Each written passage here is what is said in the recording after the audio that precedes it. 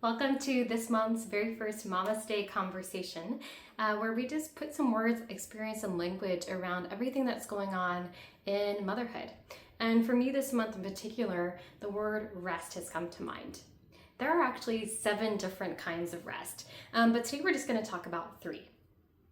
And the 3 types of rest are mental, sensory, and emotional. So mental, all the things that you have to keep running in your mind, the anticipating, the sports activities, the to-do lists, the emotional, the how's everybody feeling today? Did that land with somebody the way I wanted it to? Are my kids okay? How's my husband? How's my relationship? All of those things. And then there's sensory input. So all the background noise, the phones dinging, the dogs barking, everything going on around you, everything you can hear, and that stench you got going on, you haven't figured out what it is. All of those things are input for your nervous system. And your nervous system is this wild, crazy thing that we don't give enough credit to running our lives. It's a beast. Okay, so that is the beauty of yoga, is that it helps us tame the beast. And we do this in stages. So there's asana, pranayama, and meditation. Asana is the yoga, the poses, the movement. Pranayama is the breath work, and meditation is the stillness of the mind.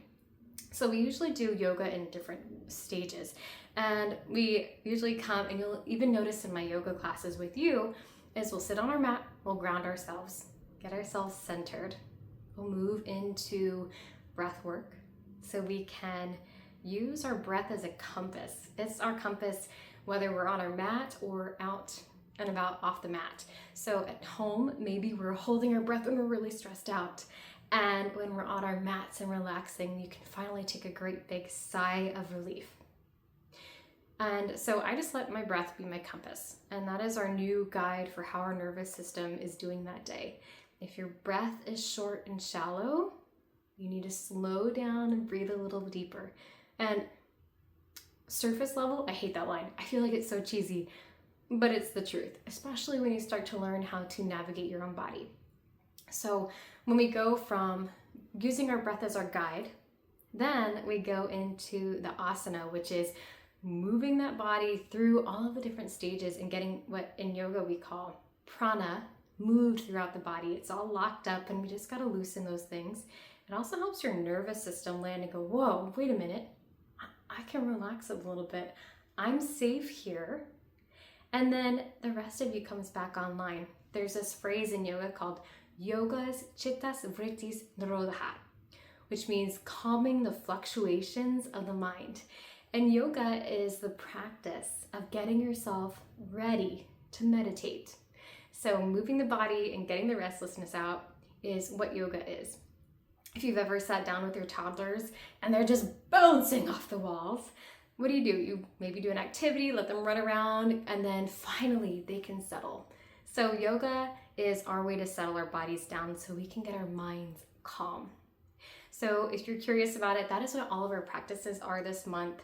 I have 3 videos, a restorative, a yin, and a hatha, just to get a little bit of movement going.